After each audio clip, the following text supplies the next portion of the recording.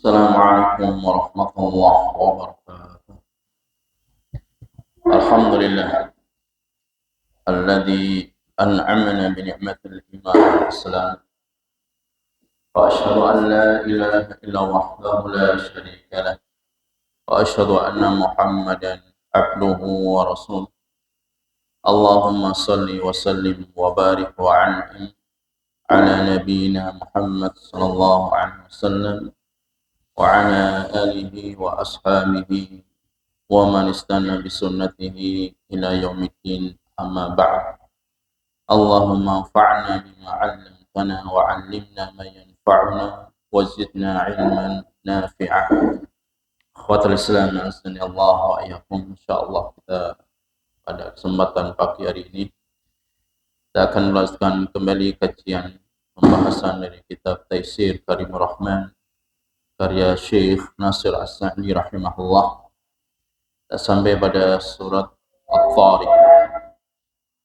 Sebelum kita membahas dan mengkaji di dalam surat tafsir At-Tariq ini, perlu kita sampaikan di antara asbabun nuzul, sebab-sebab diturunkan surat At-Tariq tersebut. Bagaimana di dalam kitab Lubabun Nuqul fi Asbabin Nuzul, karya Imam Suyuti rahimahullah, beliau menyampaikan nuzilat fi Abi Thalib. Jadi surat At-Tariq ini diturunkan kepada pamannya Nabi sallallahu alaihi wasallam Abu Thalib. Wa ma adraka mat-tariq, ya, an-najmu tsaqib. Jadi ayat 1 sampai 3, ya, berkaitan tentang apa itu, ya, as-sama at-tariq, dan apa yang kau ketahui tentang at-tariq. Kemudian beliau menjelaskan wadzalika annahu ata Nabi sallallahu alaihi wasallam. Karena beliau mendatangi Nabi sallallahu alaihi wasallam fatihahu bi khubzin wa labanin wa bainama huwa jalis ya'kul. Pada waktu itu juga beliau sedang makan, mengkonsumsi roti dengan susu atau dengan krim. Kemudian beliau makan an hatta najmun famtala ama tummana. Jadi ketika sedang duduk, maka beliau melihat bintang di langit, ya. Famtala ma. Kemudian pun juga banyak, ya, terpenuhi, ya, ada bintang, ya. Kemudian langit yang mengandung dengan air, tumana, kemudian di situ juga ada api. Fa faz'a Abu Thalib wa qala ayyu syai'in hadha. Maka Abu Thalib pun merasa takut. Ada apa ya? Fa qala hadha najmun ramyun bihi. Ini adalah bintang yang turun, ya. Jadi kan kita pernah melihat dari bintang yang turun, ya. Itu bintang yang turun ini ada juga kata Allah Subhanahu wa taala, fungsi daripada bintang itu ada 3, ya. Jadi fungsi bintang itu ada 3. Yang pertama adalah rujuman lisyayatin, ya, dalam surat Al-Mulk, ya. Ya, untuk melempari setan-setan yang mencuri kabar dari langit. Kemudian fungsi bintang yang kedua adalah lizinatis sama, sebagai hiasan bagi langit. Kemudian fungsi bintang yang ketiga, li alamat, sebagai tanda. Jadi bagi para nelayan ataupun bagi orang yang mendaki di pegunungan itu, dia nggak tahu kanan kiri, dia nggak tahu arah barat timur.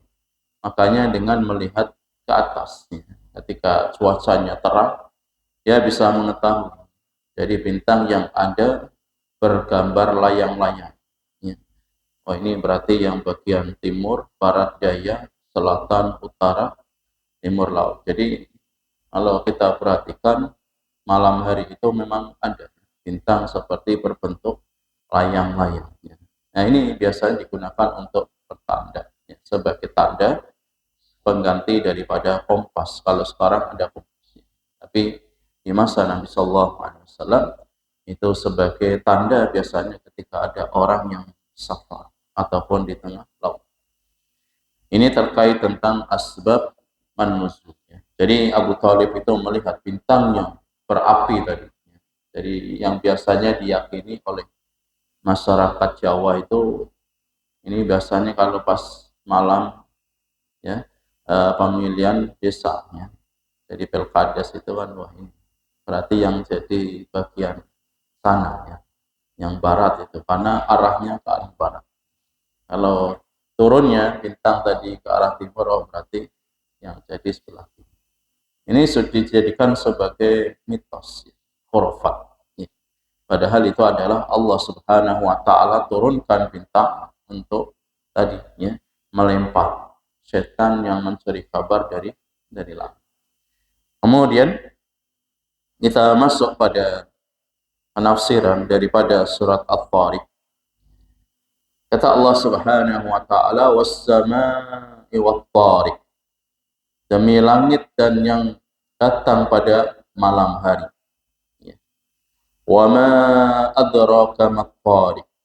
Tahukah kamu apakah yang datang pada malam hari itu? An-najmus tsaqib, yaitu adalah bintang yang bercahaya menembus. Jadi bintang yang bercahaya yang mampu dia menembus. Jadi bintang itu jaraknya sangat jauh juga dengan bumi, tapi bisa kelihatan karena memiliki cahaya yang sangat kuat, ya, sehingga dia bisa menembus ke bumi, sampai ke bumi. Nah, di dalam ayat 1 dan 3 kata Syekh As-Sa'di rahimahullah, ya'muru ta'ala bitasbihihi wa al-mutadhamminu li dzikrihi wa ibadati wal khudu' li jalalihi wal istiqanatil 'azimah. Jadi di sini di dalam surat ya An-Najm, dalam surat At-Tariq ini ayat 1 yang sampai yang ketiga, Allah Subhanahu wa taala perintahkan untuk apa? Untuk bertasbih. Di mana tasbih ini mutadhammin, mencakup untuk berzikir kepada Allah Subhanahu wa taala, yaitu dengan ibadah, kemudian dengan khudu' ya, yaitu dengan kepatuhan li jalalihi, untuk mengagungkan Allah Subhanahu wa taala, al istiqanatil 'azamatihi, dan untuk memuliakan Allah Subhanahu wa taala. Wa an yakuna tasbihan yaliku bi'azamatillahi ta'ala. Kemudian untuk berzikir ya, memuji Allah Subhanahu wa taala ya. Jadi sekali lagi terkait tentang At-Tariq ya, ini ada korelasinya dengan ayat ya, Al-A'la. Jadi sekali lagi dalam As-Samaa'i wat-Tariq ila akhirih, Allah Subhanahu wa taala ya, menjelaskan tentang adanya At-Tariq ya. An-Najmus Tsaqib ya. An-Najmus Tsaqib ini al-mudhi. As-Tsaqib itu artinya secara bahasa itu berlubang.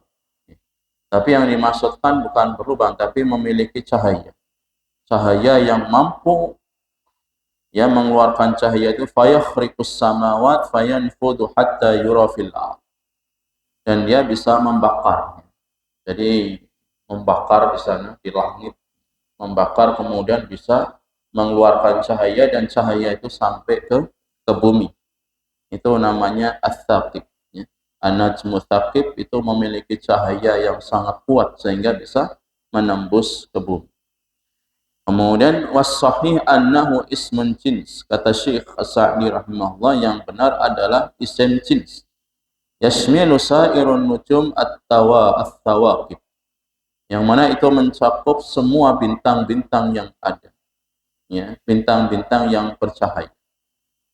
Ini yang sahih. Ada juga pendapat yang mengatakan innahu zahal alladhi yakhruqus samawati as-sab' wa yanfudhuha fayura minha.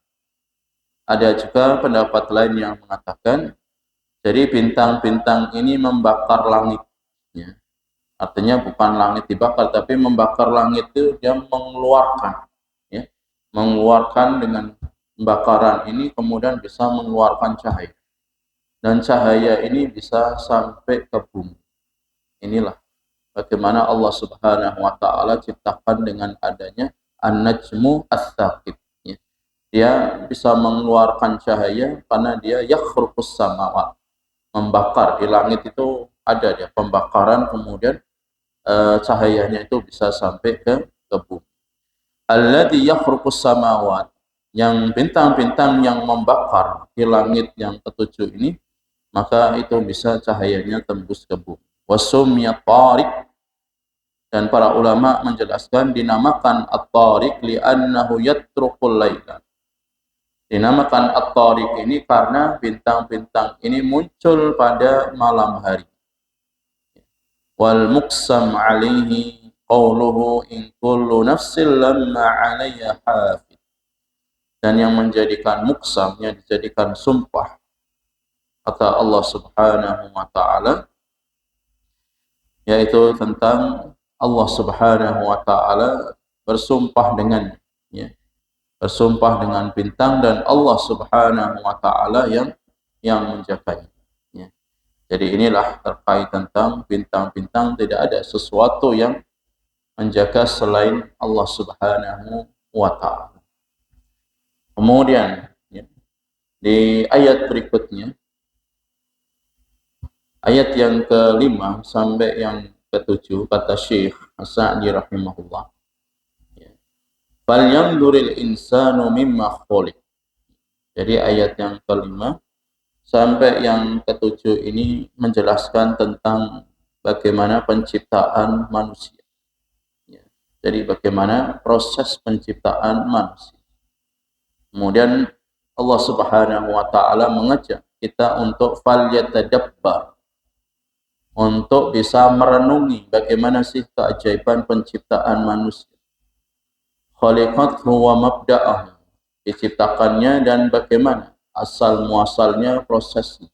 Fa innahu makhluk, karena manusia adalah makhluk Allah Subhanahu wa taala. Min ma'in dafiq, yang mana Allah Subhanahu wa taala menjelaskan proses penciptaan manusia itu dia diciptakan dari air yang dipancarkan, ya. Dafik artinya yang mancar, ya. Jadi air yang dipancarkan, karena yang memancarkan pun dari proses, ya, bagaimana Allah mendesain manusia ini supaya bisa berkembang biak, ya Allah yang menjadikan air itu bisa memancar.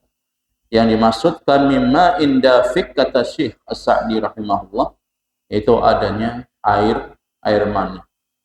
Ini Allah Subhanahu wa taala mengajak kita bagaimana sih proses penciptaan manusia, ya. Itu dengan bahasa Allah Subhanahu wa taala sampaikan dengan bahasa yang ilmiah, mimma indafik, air yang dipancarkan. Adapun dalam bahasa biologinya adalah dengan air mani. Alladzi yakhruju min bainis sulbi wat tara'i, yang keluar di antara tulang sulbi, ya, laki-laki, dan tulang dada perempuan, ya, wat tara'i, itu artinya tulang dada perempuan. Penafsiran dalam ayat ini, kata Syekh As-Sa'di rahimahullah, yuhtamalu annahu min bainis sulbir rajul wat tara'ibil mar'ah. Jadi ayat ini menjelaskan proses penciptaan manusia, keluarnya air mani dari tulang sulb laki-laki dan juga dari tulang dada perempuan. Beliau menjelaskan wahiyya thadyuha, ya. Jadi yang dimaksudkan tulang dada perempuan itu, ya, ini bahasanya agak ini. Jadi lebih dalam lagi ini, yaitu yang dimaksudkan tulang dada perempuan itu adalah yaitu payudaranya wanita, ya, thadyuha. Itu beliau menjelaskan, menafsirkan seperti itu. Wa yuhtamalu anna al-murad al-mani ad-dafiq, dan mencakup juga maksudnya adalah air mani yang keluar, wa huwa maniur rajul, yaitu adalah dari air mani laki-laki. wa anna mahallaha alladhi yakhruju minhu ma baina sulbihi wat tarai, dan tempatnya ketika keluar ya air mani dari tulang sulb laki-laki dan juga dari tulang dada perempuan ya. Wa la'alla hadha aw, dan inilah yang paling benar ya, paling utama dalam menafsirkan ayat yakhruju min bainis sulbi wat tarai ya, proses penciptaan manusia adanya bertemunya tadi ya, spermatozoid dengan sel ya, dengan sel telurnya tadi itu, sehingga ya sigotnya itu mulai pertemuan itu sehingga bisa menjadikan pembuahan ya. Ini Masya Allah ya. Ternyata ini sudah dipelajari ya di abad yang ke-20, 21 ini sudah mulai dikaji ya. Jadi mulai dikaji tentang proses adanya penciptaan manusia. Padahal Allah Subhanahu wa taala sudah menjelaskan 1400 tahun yang silam disampaikan kepada Nabi sallallahu alaihi wasallam, tapi dalam ilmu ya, ilmu biologi atau ilmu kedokteran ini baru akhir-akhir bisa ditemukan tentang adanya proses ya. Makanya ada ya suatu video yang film yang menjelaskan tentang rahasia proses penciptaan manusia dengan pertemuan dua tadi ya, yaitu dari sulb ya, dari air sulb, tulang sulbi laki-laki, dan wat taraib ya, taraib tulang dada perempuan. Kemudian kata beliau, fa innahu innama wasafa bihil ma'u dafiq alladhi yuhassu bihi wa yushahadu dafquhu wa huwa mani'ur rajul. Dan di antara prosesnya tadi yang beliau sifati adalah air yang dipancarkan tadi, yang mana air yang dipancarkan itu alladzi yuhassu bihi wa yushahadu dafquhu, yang bisa menjadikan saksi, tentang proses penciptaan manusia di situ. Karena kalau tidak ada pertemuan tadi ya sel telur itu ya, maka tidak akan terjadi pembuahan ya, tidak akan pernah terjadi pembuahan. Kenapa wanita bisa hamil? Karena adanya proses pembuahan tersebut. Kecuali satu ya, yang tidak ada proses tadi pertemuan sel telur tapi bisa mengandung satu di dunia, siapa? Maryam ya. Maryam itu enggak menikah ya. Jadi Maryam itu tidak menikah tetapi bisa punya anak yang bernama Isa. Cuman satu, yang lainnya tetap ada proses pembuahan ya. Kalau misalkan ada orang yang ingin, kan wanita ini yang banyak. Nah dia juga nggak punya suami, tapi juga bisa hamil. Ini bukan mengikuti jejaknya Maryam, tapi itu adalah zina. Ya. Jadi orang wanita ini adalah pezina. Ya. Nggak mungkin dia tanpa suami, tanpa laki-laki, kemudian dia bisa hamil dan punya anak. Ya. Kalau dia tidak punya suami, ya berarti dia istilahnya kecelakaan, hamil di luar. Jadi itu pasti ya, hukum alam. Ya. Hukum alam yang pasti bahwa Allah Subhanahu wa taala mengadakan suatu proses ya, penciptaan manusia itu karena adanya tadi ya, dari min baini sulbi wat taraib, pertemuannya antara dari tulang tadi sulb dan juga dari tulang dada perempuan. Kemudian kata Syekh Sa'di rahimahullah, fa inna tusta'malu lirrajulin fa inna at-tara'iba lirrajuli bimanzilati thadyanil unsa. Kalau uridatil unsa laqila minas sulbi wathadaini nahwu dzalika wallahu a'lam. Jadi yang dimaksudkan ya, di sini Syekh As-Sa'di rahimahullah menggunakan kalimat rajul, bahwa pertemuannya tadi ya, sperma tadi yang dihasilkan air mani dari laki-laki, dan juga at-tara'ib lirrajul bimanzilati thadyanil unsa. Jadi kedudukannya atau kondisinya tentang at-taraib tulang dada laki-laki itu sama juga dengan kedudukannya, posisinya tulang dada perempuan. Kalau uridat lil unsa, kalau ini yang dimaksudkan adalah untuk wanita, dari tulang dada wanita. Laqila min sulbi wathadaini nahwu dzalik. Pasti akan ada yang mengatakan bahwa air mani tadi dari tulang sulb, ya, dan laki-laki dan juga dari tulang dada perempuan. Jadi intinya di situ, ya, yang Allah Subhanahu wa taala sampaikan. Maksud dalam ayat tadi yakhruju min baini sulbi wat tara'i, ya, keluarnya air mani dari tulang sulb dan juga dari tulang dada perempuan. Kemudian kata Syekh As-Sa'di rahimahullah ketika beliau ingin menafsirkan ayat yang ke-8 sampai yang ke-10. Falladhi awjada al-insan min ma'in dafiq yakhruju min hadzal mawdi as-sa'b qadirun ala raj'ihi ila al-akhirah wa i'adatihi lil ba'thi wan nusyur wal jaza. Jadi yang Allah Subhanahu wa taala ciptakan manusia itu dari air mani yang dipancarkan, yang mana itu bisa keluar, ya. Dengan seperti ini perkara yang tidak mudah.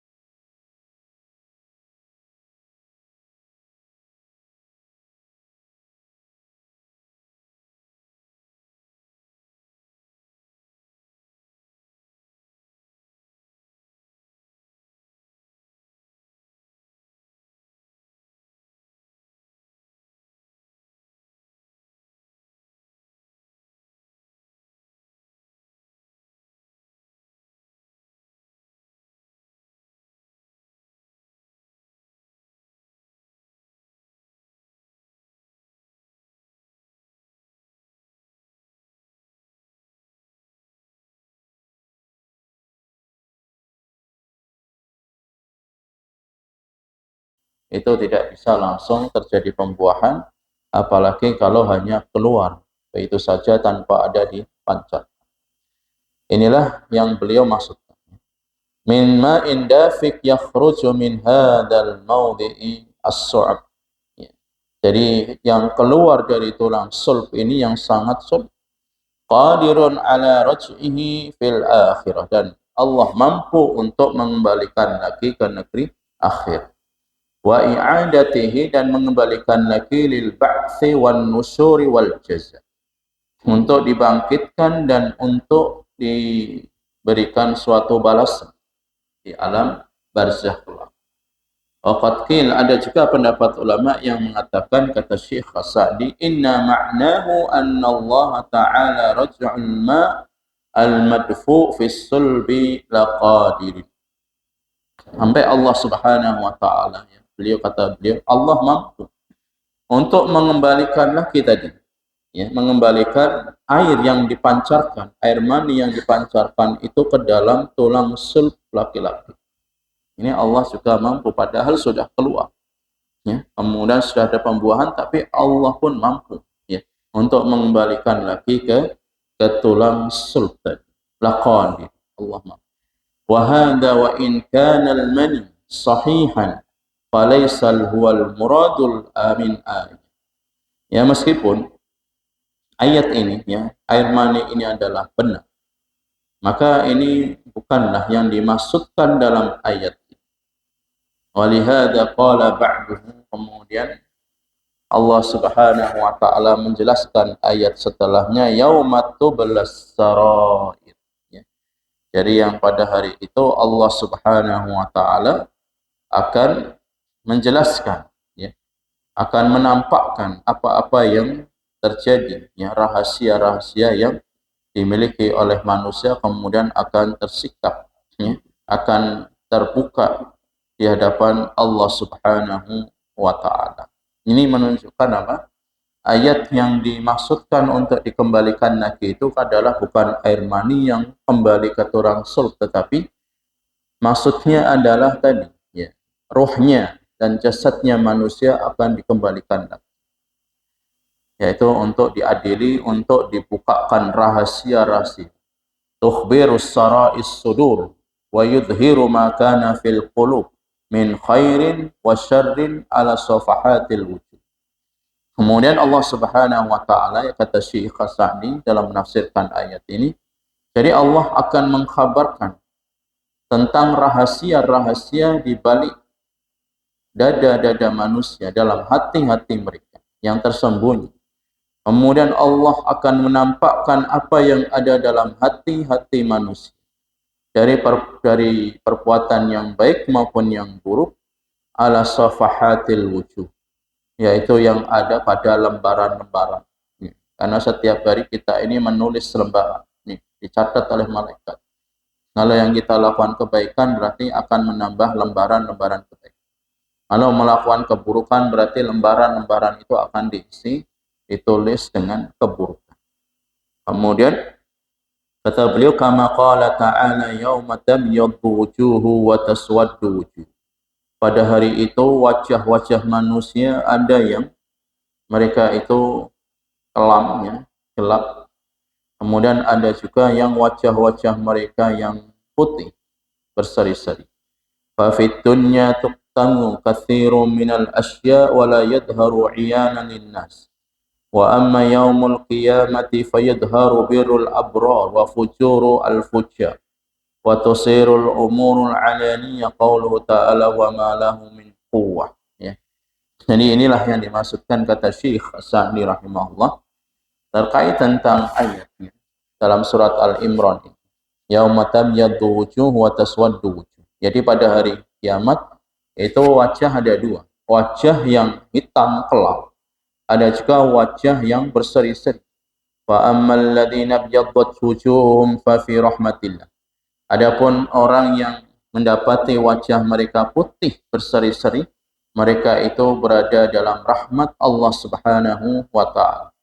Wa ammal ladzina swaddat wujuhum, tetapi bagi orang yang dijumpai wajah-wajah mereka hitam kelam, mereka itu mendapatkan adab dari Allah Subhanahu wa taala. Jadi akan ditampakkan semua nanti pada hari kiamat, birrul abrar wa fujurul fujjar. Kebaikan-kebaikan akan ditampakkan dan keburukan-keburukan dari pelakunya yang tertutup di dunia, yang belum disidang, yang belum diaudit, itu akan ditampakkan semua di hadapan Allah Subhanahu wa taala. Kemudian qauluhu fama lahu min quwwah. Jadi kata Allah Subhanahu wa taala, fama lahu min quwwah, maka sekali-kali tidak ada bagi manusia itu sesuatu kekuatan apa. Manusia tidak punya kekuatan. La haula wala quwwata illa billah. Tiada daya dan kekuatan selain dari Allah Subhanahu wa taala. Ai min nafsihi yadfa'u biha. Jadi manusia itu tidak mampu untuk menahan sesuatu. Ketika ada madarat, manusia tidak mampu untuk mencegah dari. Kemudian wala nasir, dan manusia tidak bisa membantu min kharijin yantasiru bihi. Jadi tidak ada yang mampu untuk bisa membantu manusia. Fahadal qism 'alal 'amilina waqtu 'amalahum inda jazaa'uhum. Dan ini maksudnya ayat adalah ketika nanti mereka akan mendapatkan balasan pada hari kiamat. Jadi tidak ada yang bisa membantu kita, tidak ada yang bisa untuk menahan apa yang harusnya tertimpa pada diri kita. Wala quwwatin wala nasir. Tiada daya dan upaya, tiada daya dan kekuatan, dan tidak ada seorang pun yang mampu untuk menolong kita. Itu pada hari yaumul jazaa. Kemudian ayat yang ke-11 dan 14 kata Syekh Sa'di rahimahullah, "Tsumma aqsama qisman thaniyan ala sihhatil Qur'an." Kemudian Allah Subhanahu wa taala bersumpah, bersumpah yang kedua tentang adanya validasinya, tentang adanya kesahihan Al-Qur'an. Allah menyampaikan was-sama'i dzatir rajm. Jadi langit itu demi langitnya yang mengandung air hujan. Jadi langit itu mengandung air hujan. Bukan air hujan itu dari laut, kemudian terpanaskan dengan matahari, kemudian terbawa oleh angin menjadi awan, kemudian menjadi gumpalan hitam, menjadi hujan. Tidak seperti itu. Tapi Allah katakan was-sama'i dzatir rajm. Jadi langit itu sudah ada kandungannya, air hujan itu sudah ada. Allah ciptakan langit itu ya sudah, di dalamnya itu ada kandungan air hujan. Sebagaimana Allah ciptakan gunung, di dalamnya pun juga ada, ya, adanya sumber air, kemudian adanya lava dan sebagainya. Itu sudah Allah Subhanahu wa taala ciptakan dari dulu seperti itu. Jadi makanya Allah bersumpah was-sama'i dzatir rajm, dan demi langit yang mengandung hujan, ya, air hujan, wal ardi dzatis sad, dan demi bumi yang mempunyai tumbuh-tumbuhan. Jadi hukum alamnya seperti itu. Langit sudah ada kandungan air hujan, kemudian bumi pun sudah sebenarnya ada tempat untuk bisa menumbuhkan tanaman-tanaman, pohon-pohon. Makanya ketika diturunkan air hujan, maka bumi ini akan langsung menumbuhkan apa yang ada dalam perut bumi. Kita tanam satu di, ya, biji-bijian itu ketika terkena air langsung akan tumbuh. Maksud dalam ayat 11 sampai 14 ini kata Syekh As-Sa'di, ayyarji'u sama bil matari kulla'am. Dan kembali, ya, musim hujan ini berlaku pada setiap tahunnya. Wa tansadi'ul ardu lil nabat. Kemudian bumi ini akan menumbuhkan tanaman-tanaman. Fa ya'isu bidzalikal adamiyun wal bahai. Disitulah untuk bisa sumber kehidupan bagi manusia dan binatang-binatang. Wa tarji'us sama aidon, ya. Kemudian kembali juga ke langit tadi bil aqdar wasyu'unul ilahiyah kulla waqtin. Tentang adanya air hujan ini pun Allah sudah takdirkan, Allah sudah tentukan. Di bulan berapa, di hari berapa, jam berapa, waktu kapan saja ini sudah Allah takdirkan turunnya air hujan. Jadi sekali lagi, makanya tidak boleh mencela musim cuaca itu, ya seperti itu. Karena Allah sudah menetapkan kapan itu air hujan itu turun. Kemudian kadarnya, ya, seberapa luasnya, seberapa banyak air hujan yang Allah turunkan ini sudah diketahui oleh Allah Subhanahu wa taala. Ini maha kuasanya. Ya. Jadi sebelum terjadinya sesuatu, ya, jadi akan turun hujan, kemudian kadar airnya yang turun berapa, kemudian sampai bisa meluapkan, ya, menjadikan banjir, menjadikan musibah, longsor, bencana, sudah di kitab Lauhul Mahfuz sebenarnya. Jadi sudah ada semua, takdir-takdir itu sudah Allah catat, ya, dalam Lauhul Mahfuz. Ya. Sehingga tidak akan mungkin melenceng, tidak akan mungkin keluar dari takdir tersebut. Jadi dengan akdar, ya, wasyu'un, ya, dengan adanya takdir dan Allah tetapkan, ya, Allah tetapkan ketetapan tadi ilahi tentang masalah rububiyah Allah Subhanahu wa taala pada setiap waktu. Wa tansadi'ul ardu 'anil amwat, dan juga bumi mampu untuk menghidupkan kembali tanaman-tanaman yang sudah kering, ya, ya, sudah mati, terkena air hujan, maka dia akan bisa menumbuhkan kembali. Inilah maha kuasanya Allah Subhanahu wa taala. Kemudian Allah bersumpah, ya. Yang pertama tadi dengan demi langit yang memiliki hujan, dan demi bumi yang memiliki tanaman dan tumbuh-tumbuhan. Innahu ay al-Qur'an laqaulun fasl, ya, wa ma huwa bil hazl. Bahwasanya Al-Quran itu benar-benar firman Allah yang memisahkan antara yang hak dan yang batil. Ya. Fasal itu kan pemisah, atau Al-Furqan, pembeda antara yang hak dan yang batil. Wa ma huwa bil hazl, dan Al-Quran itu sekali-kali bukanlah, ya, kalimat-kalimat, kata-kata yang isinya itu senda gurau, bukan, ya, ataupun yang hanya fiktif, kisah-kisah fiktif, bukan. Atau Al-Quran hanya sekedar dongeng saja, bukan. Seperti halnya orang-orang Jil, ya, orang liberal, mereka mengatakan Al-Quran itu asatirul awwalin, kisah-kisah saja orang-orang terdahulu. Al-Quran itu hanya dongeng belaka. Itu menurut orang-orang liberal. Ya. Jadi Al-Quran ini kata Allah Subhanahu wa taala adalah laqaulun fasl. Jadi untuk pembeda, ya, pemisah antara yang hak dan yang batil dan bukan sendakuro. Wa huwal qaulul ladzi yafsilu baina at-tawaif wal maqalat wa tanfasilu bihi al-khusumat.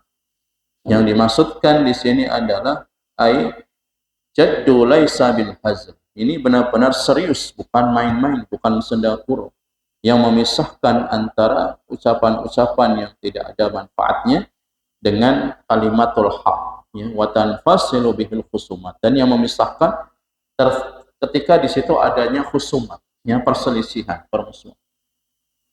Kemudian ayat yang ke-15 sampai yang ke-17, ya, kata Syekh Sa'di rahimahullah, innahum yakiduna kaida. Jadi menafsirkan ayat ini, innahum yakidu ay al-mukadzibina lirrasul sallallahu alaihi wasallam walil Qur'an. Orang-orang kafir Quraisy yang mereka itu mendustakan Nabi sallallahu alaihi wasallam dan mendustakan Al-Qur'an. Yakiduna kaida, innahum yakiduna kaida. Mereka membuat kaidah, ya, tipu daya, ya. Jadi membuat rencana, membuat tipu daya yang akan dilontarkan kepada Nabi sallallahu alaihi wasallam, ya. Jadi melakukan tipu daya yang jahat dengan sebenar-benarnya. Kemudian kata Syekh Sa'di rahimahullah, liyadfa'u bikaidihimul haq wa yu'ayyidu al-batil. Dengan Al-Qur'an ini Allah jadikan untuk membantah, ya, membantah apa yang dilakukan tipu daya orang-orang kafir, ya, melawan kebenaran. Dan Allah, ya, kuatkan, ya, Allah kuatkan, Allah kokohkan untuk melawan kebatilan-kebatilan yang ada. Wa aqidu kaid, dan aku pun membuat rencana, kata Allah Subhanahu wa taala, dengan sebenarnya, ya. Jadi istilahnya ayat ini wa makaru wa makarallah. Orang-orang kafir itu membuat makar. Makar itu artinya tipu daya untuk melawan kebenaran. Tapi Allah Subhanahu wa taala itu punya nama makar, ya. Wa makarallah. Makar ini kan sifat salbiyah, sifat negatif, ya, tidak layak memang diberikan kepada Allah. Tapi ketika Allah tidak mampu membalas, ya, keburukan dengan keburukan, makar dengan makar, ini berarti Allah tidak sempurna. Ini pernyataan dari para ulama, ya. Kenapa Allah Subhanahu wa taala namakan dengan adanya makar, padahal kan nama-nama dan sifat-sifat Allah itu kan indah, bagus. Jadi untuk kesempurnaan, ya. Ketika orang-orang kafir membuat makar, maka Allah pun mampu membuat makar. Wa makaru wa makarallah wallahu khairul makirin. Dan makar Allah, tipu daya Allah itu lebih kuat, lebih bagus, ya, daripada tipu daya orang-orang kafir. Kemudian kata Syekh As-Sa'di rahimahullah, liidharil haq wa aqidu kaida, untuk menampakkan kebenaran, walau karihal kafirun, meskipun orang-orang kafir itu membenci, walidaf'i ma ja'u bihi minal batil, dan untuk membantah semua apa yang dilontarkan orang-orang kafir dengan kebatilan-kebatilan yang ada, wa yu'lam bihada minal ghalib, ya, man al-ghalib. Kemudian bisa diketahui siapa kira-kira yang menang. Yang menang siapa? Al-haq atau yang batil? Ya, jelas yang ahaq, Allah Subhanahu wa taala. Fa innal adamiyya adha'afu wa ahqaru min an yughalibal qawiyul alim fi kaidihi. Maka manusia itu makhluk yang lemah, makhluk yang hina, tidak akan mampu untuk melawan tentang kekuatan Allah Subhanahu wa taala dengan adanya makar-makar dan tipu daya. Famahilhum famahilil kafirina amhilhum ruwaida. Kemudian kata Allah Subhanahu wa taala dalam ayat ini, karena itu beri tangguhlah orang-orang kafir itu, yaitu diberi tangguhlah mereka itu hanya waktu yang sebentar di dunia saja, hanya ditangguhkan saja. Kata Syekh Sa'di rahimahullah, maksud dalam ayat ini qalilan, ya, famahilil kafirina amhilhum ruwaid. Diberi tangguh mereka itu waktu yang singkat sebentar. Fasaya'lamuna 'aqibata amrihim hina yanzilu bihimul iqab. Kemudian akan turun kepada mereka. Mereka akan diadab oleh Allah Subhanahu wa taala, yaitu nanti di akhiratnya. Dan di dunia pun juga Allah turunkan adab kepada mereka. Tapi yang lebih dahsyat, yang lebih besar adalah kelak nanti di akhirat. Ya, inilah menunjukkan tentang kekuatan, ya, maha kuasanya Allah Subhanahu wa taala. Jadi dalam surat At-Tariq itu menjelaskan ada 3, ya. Jadi yang pertama, Allah bersumpah dengan langit dan bintang-bintang. Kemudian bagaimana bintang-bintang itu bisa tembus cahayanya sampai ke bumi, dan Allah yang menjaganya. Yang kedua, Allah ingin mengajak kita mentadabburi, ya, bagaimana kita ini bisa memperhatikan proses penciptaan manusia dengan mimma indafik, ya, khuliqa mimma indafik, yaitu manusia yang diciptakan dari air mani yang dipancarkan, yang membuat air mani bisa memancar Allah Subhanahu wa taala, yaitu yang keluar dari tulang sulb laki-laki dan perempuan, ya, dari dada perempuan. Kemudian itulah Allah Subhanahu wa taala mampu untuk mengembalikan yang demikian itu nanti pada hari kiamat, yauma tublas sarair, yaitu akan dibuka semua rahasia-rahasia yang ada dan tidak ada bagi manusia yang untuk melawan ataupun menolong. Yang ketiga, Allah juga menjelaskan was-samaa'i dzatir rajm, langit yang mengandung air hujan dan bumi yang bisa menumbuhkan tanaman-tanaman, sehingga Allah turunkan Al-Qur'an itu sebagai fasil, sebagai pemisah, ya, sebagai pembeda antara hak dan yang batil, dan Allah membantah, ya, melawan makar-makar orang-orang kafir, karena Allah Subhanahu wa taala mampu membuat makar untuk membalas tipu daya mereka, ya. Karena itulah mereka mendustakan ayat-ayatnya, mendustakan Nabi sallallahu alaihi wasallam, sehingga untuk membalas mereka di dunia maupun di akhirat yang lebih dahsyat daripada di dunia. Demikian khawat Islam azan ya Allah wa yakum yang saya sampaikan terkait di dalam suratnya, dalam surat tadi, ya, At-Tariq itu termasuk surat Makkiyah.